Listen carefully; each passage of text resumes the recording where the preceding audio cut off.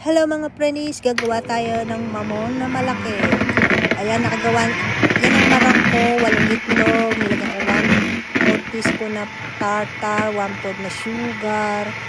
Ayan na yan, aking marang. Nakagawa ko ng butter na 8 egg yolk,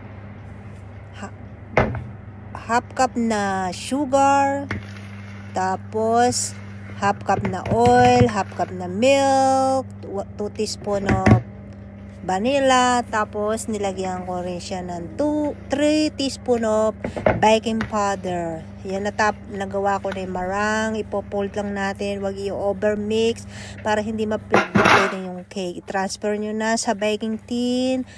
Tapos pag nalagay nyo na lahat, itap nyo lang yung baking tin ng ilang beses para hindi siya magbutas-butas sa inyong mamon.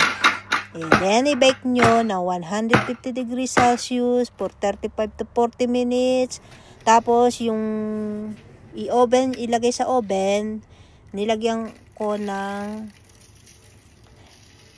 ayan, naglagay na pala ako ng butter, salted butter. Tapos, nag-sprinkle ako ng sugar para masarap ang inyong mamon. Simple lang, ayokong lagyan ng cheese. Baka naman ma-over na tayo sa lasa.